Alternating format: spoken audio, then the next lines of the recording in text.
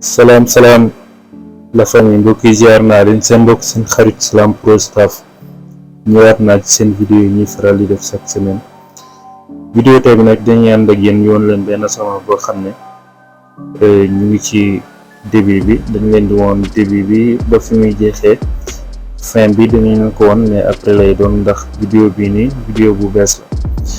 Donc nag dinañ leen woon réalisation bi ak naka lañ koy réaliser. Képp koo xamante ne nag nouveau nga ci chaîne bi man lay invité nga abonné wu dès maintenant ndax fii la ñuy publier lépp luy jëm ci wàllum bâtiment li ko tàmbali ci faux plafond ba ci peinture ak électrique mooy finition chantier bi.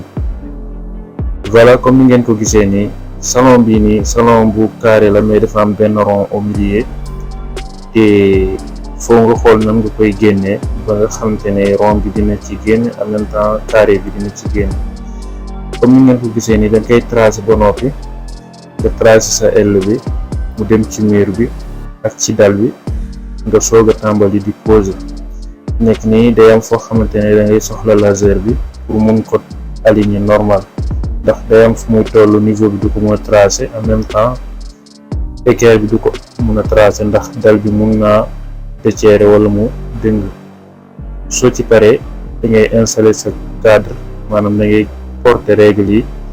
Boo porter sa règle ba pare nga jël say élément nga teg ko ci kaw nga commencer di aligner ba mu ànd ak corde yi nga nekkoon a tracer ci dal bi nga soog a coller say crochet ak sa joulis bi war a taxaw.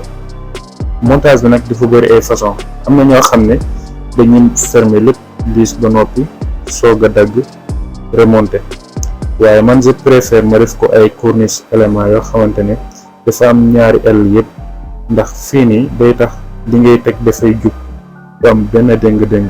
waaye bu fekkee da ngaa dagg liis bi après nga dugalaat beneen jour soog a tegaat liis bi mun naa am ay dëng-dëng su boobaa. waaye fii nii élément bii nii ay règle lañ koy fabriquer, règle aluminium yoo xam ne règle yu jub xoj lay doon. Donc defoon naa fi benn vidéo woon leen nan la ñuy fabriquer élément boobu noonu. Képp koo xamante ne bëgg nga gis vidéo boobu noonu dinaa la afficher lien bi, dinaa la activer lien bi ci suuf vidéo bi mooy ci commentaire bi. Boo ci cliquer di nga mën a gis lien bi, di nga mën a gis vidéo bi nga seetaan ko nga xam nan la ñuy fabriquer élément boobu noonu mooy corniche boobu noonu. Double lay doon, dina am ñaari aile yëpp parce que bu fekkee corniche bi mool la boo ko defee mool su boobaa doo ko mën a démoler benn côté bu nekk bu amee benn aile su boobaa pour nga démoler ko day jafe. mais bu dee ay règle mën nga ko fabriquer nga dindi say règle nga démoler ko te doo ci am benn jafe-jafe. loolu nag képp ku ko mën a def boo ko defee moom mooy gën, waaye pour nga mën ko def foofu nga am table bu gudd ak ay règle aluminium ak ay règle fer plat. waaw képp ku dem daal ci vidéo boobu noonu boo ko seetaanee ba mu jeex di nga comprendre explication bi ba mu jeex nga xam nan nga koy fabriquer ak naka nga koy poser. donc comme ni ngeen ko gisee nii salon bii nii salon bu yaatu la, salon bu am espace la. donc pour nga mën ko feesal il faut nga xool côté bu nekk nga am loo fa dugal wala rukk bu nekk nga am loo fa dugal pour li ngay teg mu génn, maanaam salon bi mën a génn carrément nga xam ne day fees. xam nga ñu bari dañuy am problème boobu noonu, dañuy am jafe-jafe bu mel noonu ndax salon yi dañuy rëy tellement que duñ ko mën a feesal ci suuf. voilà, soo xoolee boo defee fële ay fauteuil benn côté bi nga def télé bi mooy meuble TV ak yooyu noonu day am espace bu vide bu bëree bëri. léegi nag pour mu fees faux plafond bi déjà bu feesee dina la wàññi lu bëri ci suuf.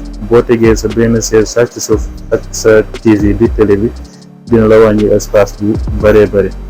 kon nag lii gis ngeen génne nañ aile yi ba noppi, génne nañ carré yi ndaw yële ne mooy rectangle yi. léegi fii dañuy ñëw ñu fermer jour bi mooy ci diggante ñaari aile yi dañ koy fermer, mais jour bii nii dañ koy fermer ak décoration. maanaam décoration bii nii mooy tax mu am différence ak yi ñu doon teg. xam nga nee na la saa su ne ñun dañuy jéem a évoluer, dañuy xool lan moo ñuy évoluer à chaque fois modèle bu ñu mënti liggéey di am changement par rapport ak bi ñu liggéeyoon dépassé.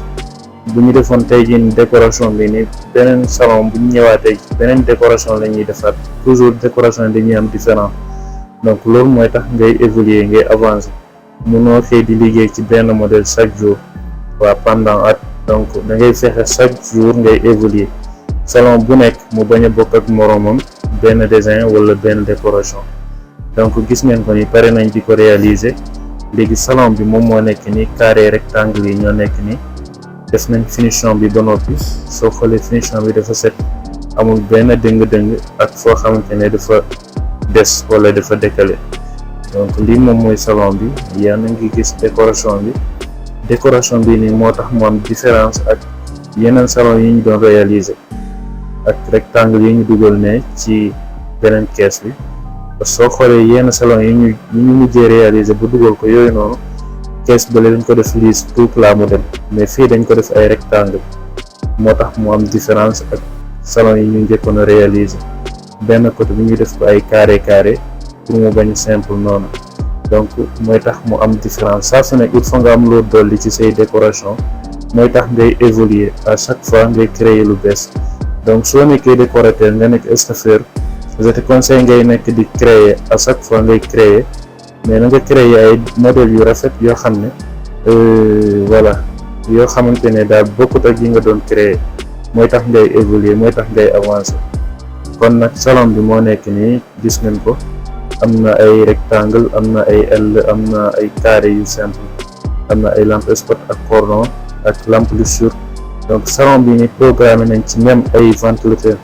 donc loolu moo ñu taxoon na ñëw fii tey jii nii di leen jaajëfal. xam naa ba prochaine vidéo incha allah. jaa ngeen jëf.